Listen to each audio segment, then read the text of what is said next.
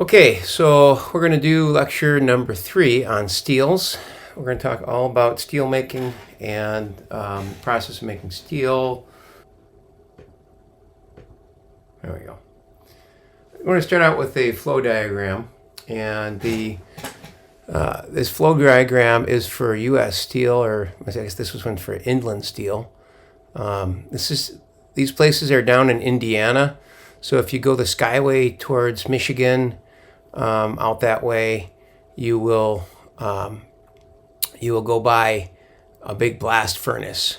Okay, so we're going to start out with iron ore, limestone, and coal. Okay, the coal then we refine to make coke.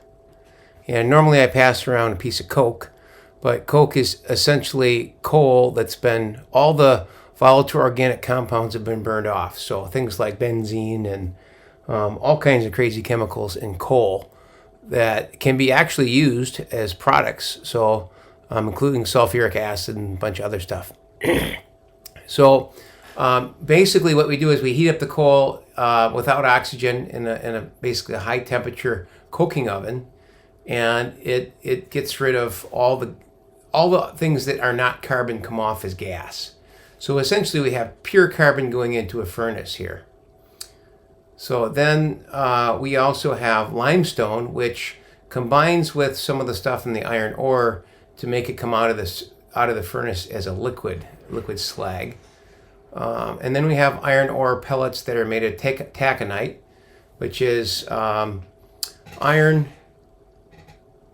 and it's iron and Fe2O3, Fe3O4. There's several different types of iron.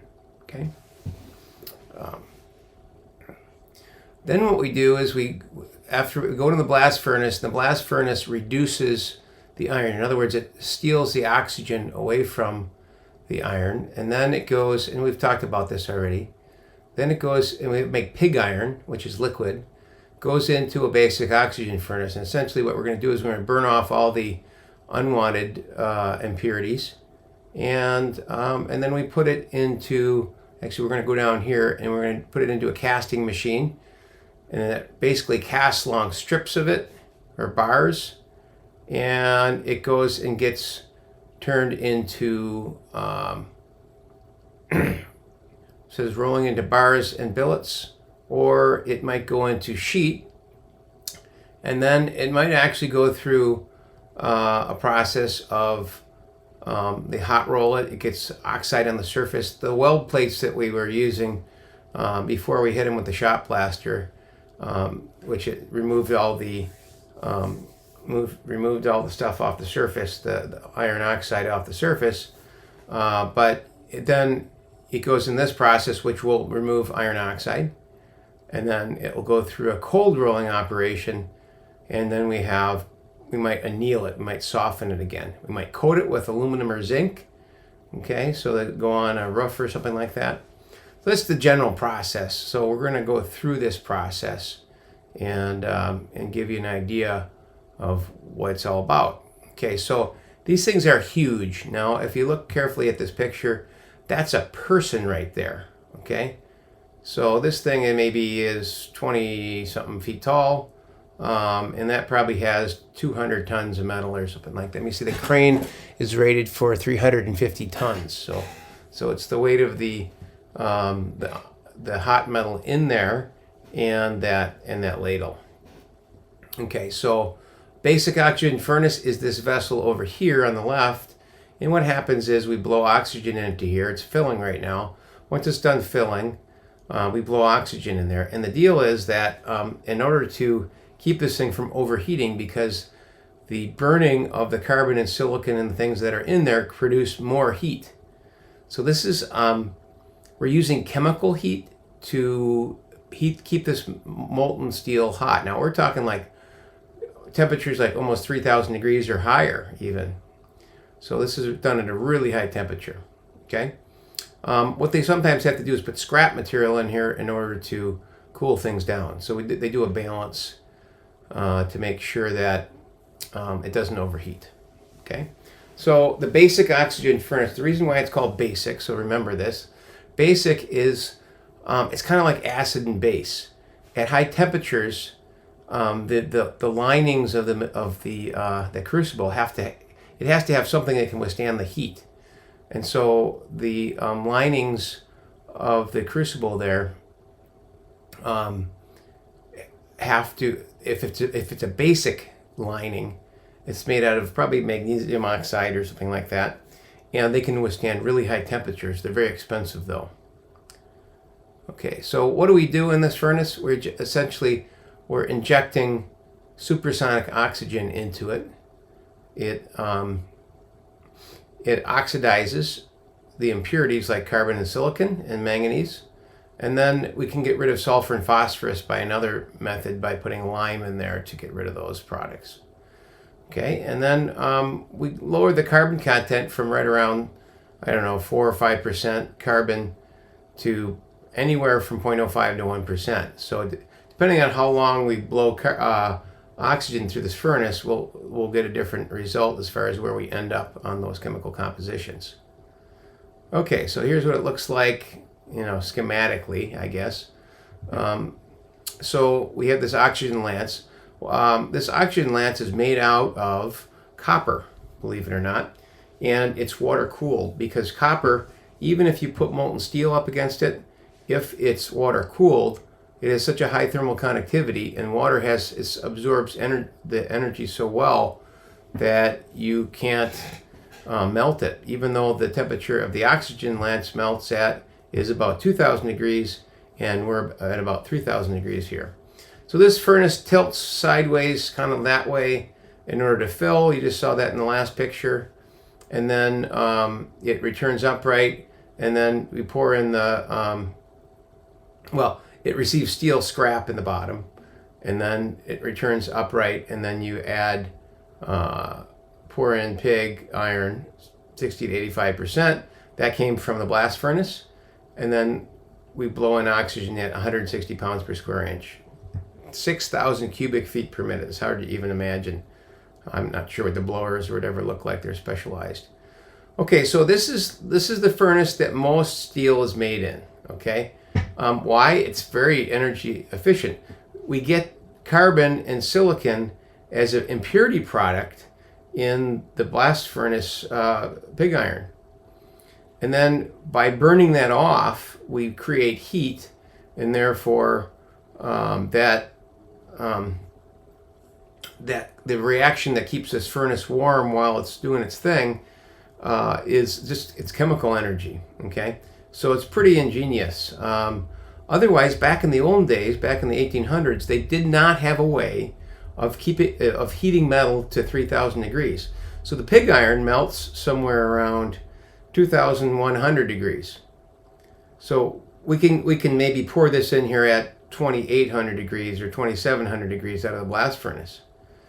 So if we just if you blow air or oxygen in here, what happens is it starts to react, and it creates heat, which heats the metal up, because the melting temperature is also increasing while you blow it.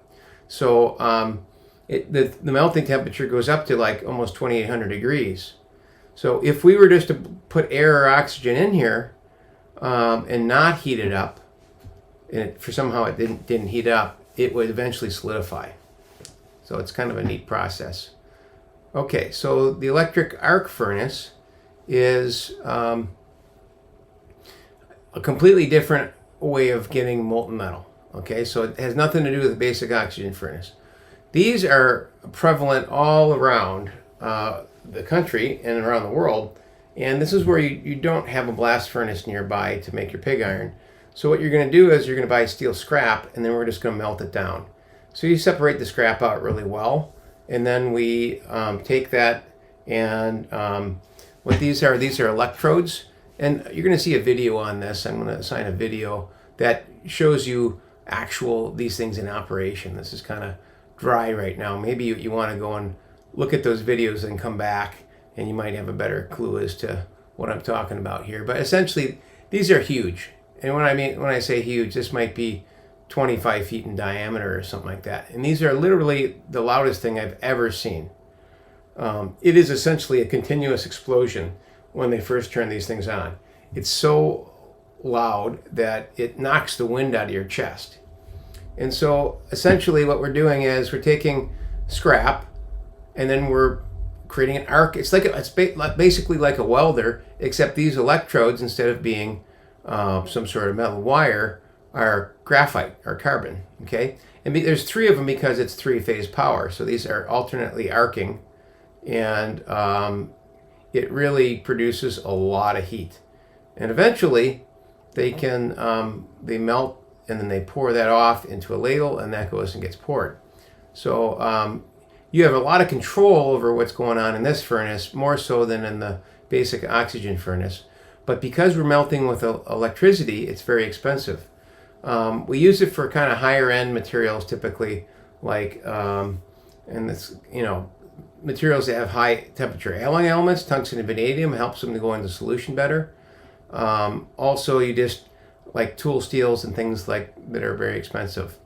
Okay, so stainless steels, but because it's expensive, the steels end up being relatively expensive. Okay, so after they go through either one of those processes, and by the way, the book talks about another process called open hearth furnace. We don't really even talk about that because the open hearth furnace is a really old process, although the book asks you some questions on it, but it's not really used anywhere in the world anymore. Kind of stopped around 1980s or something like that, 70s. So ladle metallurgy is where we take the steel from either of those previous operations, and we want to degas them. So in other words, there might be some oxygen or nitrogen dissolved in the metal, so that we can actually put the thing under a vacuum. It's like a little snorkel that goes down and kind of sucks metal up into it. And then the other thing we can do is look at the chemical composition through the use of a spectrometer, which is basically a fancy way of determining what's in the metal. We actually have one in the lab I can show you. And then once we know what's in it, and if it's not exactly what the customer wants, we can trim it. We can put a little bit. We can't take materials out typically, but we can add more. So typically what they do is they'll make the iron, or make the steel to a lower than specification, and then bring those elements up. Those could be chromium, molybdenum, carbon even, stuff that you need to have in your steel. Okay, so the next process, and again this will be on the video, is continuous casting. In the old days they cast ingots, and they still do for some things. I cast them for some of my blacksmithing needs, but essentially that's very rarely done nowadays, unless it's a really small operation or a specialty heat.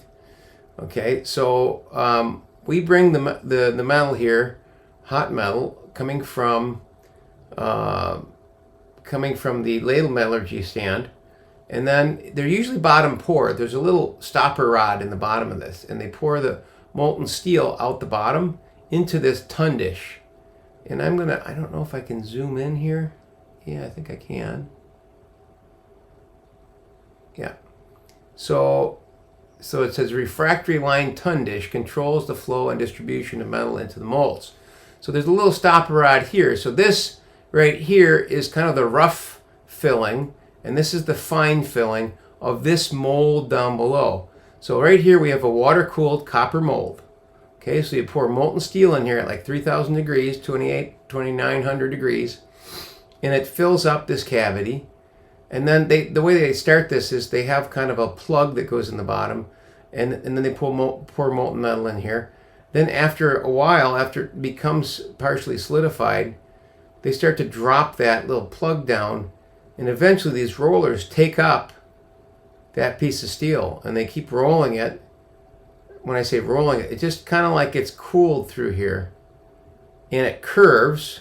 The reason why it curves is because this has to be vertical, and all the rolling stuff has to be horizontal, otherwise the building would be literally a mile tall. So the rolling house for this is around about a mile long. It's very impressive. Like U.S. Steel has a rolling situation there. Yeah, I think the building's a mile long. And each one of these slabs starts out as maybe 30 feet long and about 9 inches thick, and then they get rolled out into plate. We make different shapes. This particular one is for, this particular continuous caster is probably for doing sheet products. But if you're going to do bar or round, you might actually cast round or rectangular or square shapes, much smaller, because the idea is we're going to take and we're going to roll these to their final shape. Well, why do we have to roll them? To kind of get rid of any impurities or porosity or whatever. When you put it through a rolling mill, it's kind of like a rolling pin if you're rolling dough. It kind of like squeezes everything together and makes it all uniform. Okay. So the last process in here in steel making is it goes through the rolling mill. Okay. And there's 3 general products. If you start out with the slab, you end up with either plate or hot strip. And about 1/4 inch, you end up with plate is 1/4 inch and above, and then hot strip is smaller than that. A lot of times they actually roll this up, and if you see going down the highway, you see these trucks. They have a big roll. It's like I don't know, about 4 foot in diameter, maybe 5 foot in diameter, sometimes even 6 foot in diameter. And those rolls are steel, and there's usually only one on the back of a tractor trailer because they weigh anywhere from 20,000 pounds to 100,000 pounds. Of course, 100,000 pounds you can't really put on a tractor trailer easily. So they're usually 50,000 pounds. But that's one roll of steel. So a tractor trailer can only handle one roll of steel, and they chain it down. Imagine if one of those things gets loose. If you go and Google something like steel coil and semi-truck or something like that, you probably will see some accident, or something like that. You'll see some kind of horrific stuff. That thing will roll right over your car. So let's go back here. So what we got? We got slabs, which make plates and strip. We've got, which we call that sheet metal, right? We've got billets, which are kind of smaller, maybe 6 inches square or something like that, usually square, and they get rolled into different shapes like rods and tube rounds and hot rolled bars, stuff like that. Then we have this thing called a bloom, which is much bigger, maybe 10 by 10 or 20 by 20 or something like that inches, and those make structural shapes like railroad tracks and I-beams in this case. Okay, so also tube rounds. Sometimes they pierce the bloom, they poke a hole through it, and they actually make a continuous. It doesn't have a weld essentially. Okay. Okay, so that's generally that. So hot rolled steel is if you go through that last process and you just leave it. So you just coil the steel up and then you sell it to your customer that way. Or you cut it off into certain plate lengths and then you sell it to the customer. What you'll notice is that the edges are not super nice and square and everything. So hot rolled steel is a really rough product. A lot of times you have to machine it to get the shape you want. So if you're trying to use something right out of the box, then you probably want to go with cold rolled. It's a little bit more expensive, but you get rid of the oxide on the surface, and you have a much more accurate dimension. So if I'm going to if I buy hot rolled steel, then I'm going to have to do some subsequent work to it. So cold rolled steel. So cold rolled steel is basically the same thing we just talked about, hot rolled steel. But then in order to get that layer of oxide off of it, we pickle it. It's called pickling it. Put it in sulfuric acid to remove the iron oxide scale, we put it in lime water because, you know, when you put something in acid, the acid just kind of stays on there, keeps eating stuff away. So we have to stop that reaction by putting it in a caustic solution or base, and that's what lime water is. And then we roll it again. So now it's got no oxide on the surface, but it usually is a little bit bumpy on the surface. And we put it through a cold rolling operation with nice smooth rollers, and we get a nice smooth surface finish. Okay, can be used as is in many applications, but it can also be coated. If you have cold rolled steel, it will rust almost immediately. So you have to either coat it with some sort of a rust preventative, or galvanize it, or do something to it. So the steel we use for cars is galvanized steel. So they electrically galvanize the steel with a very thin layer of zinc on it, and the zinc will preferentially oxidize, and then it'll protect the car for a little while, and then it starts to rust. But they put paint on it to try to prevent any of that anyway. So they know exactly how long your car is going to last. If they give you a 5-year rust-through warranty or whatever, they know exactly in Minnesota or Wisconsin, which is the worst case, where they put salt on the road, how long it's going to actually last. So they don't have to, you know, activate that warranty. So generally, type of steel we use or produce usually plain carbon steels, and then alloy steels. And so when you say alloy steel, steels are an alloy. It's an alloy between carbon and iron, but they're talking about things besides carbon. So alloys might be tungsten, vanadium, chrome, molybdenum, manganese, or something that gives us some properties that we want. So all of these elements do something. Okay, and in my next PowerPoint we'll talk more about that. Carbon level will vary depending on what you're trying to do. Okay, so now we're talking really low amounts, you know, 0.05% to 0.3% carbon. 0.3% makes a huge difference on how the metal is going to behave. Okay, so low carbon steel has this range here, 0.05 to 0.3, where we want things to be able to be deformed, probably formable. We want to make bend sheets or plate or something like that. It's usually lower strength and cannot be hardened. Steel, bars, rivets, etc.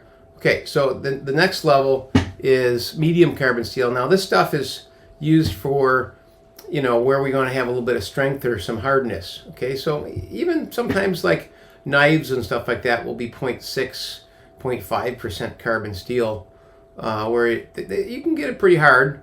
And then remember that hardness test you're doing, this R sub C is the Rockwell C test. Okay, so as hard as you can get steel, well, this is the medium carbon, you won't get as hard as it can get, but you can get up to about Rockwell 40 to 60 in this material. And what we're looking for is usually high strength with some toughness. Okay, so in other words, it's not going to just snap and be brittle. So like a screwdriver tip, you want it to be out of a medium carbon steel. You could make it out of a high carbon steel, but it has to be handled correctly if it is. Okay, high carbon steel is where we want usually we want it to be super hard. Okay, now the maximum hardness you could ever get with steel is around 67. Usually around 65 is about, you know, kind of what you consider pretty hard steel, you know, like almost as hard as you can get it. 67, you know, you rarely see that, but maybe. So it's hard, brittle, and wear resistant typically. And we're going to talk all about how you get these different properties. So you can make this material either hard or soft. You can make this material either hard or soft. You don't have much of an option with low carbon steel because it really can't be hardened. So I call low carbon steel idiot proof steel, and people with like torches and you know, people that don't really know about metallurgy, best off giving them like a 0.2% carbon steel, because they can't hurt anyone with it. Like if they weld something and they don't treat it right, if you use a medium carbon steel, your trailer might be rolling down the highway, or the back end might fall off or something like that. So anyway, that is the end of this PowerPoint. Well, there'll be a couple of videos that you need to watch associated with this, so check in the assignment, and there will be a homework that deals with this as well. Don't forget that the homework does have a reading component on it, and that they're not all exactly lined up with the lectures. Okay, so look at the reading component and then do the homework accordingly.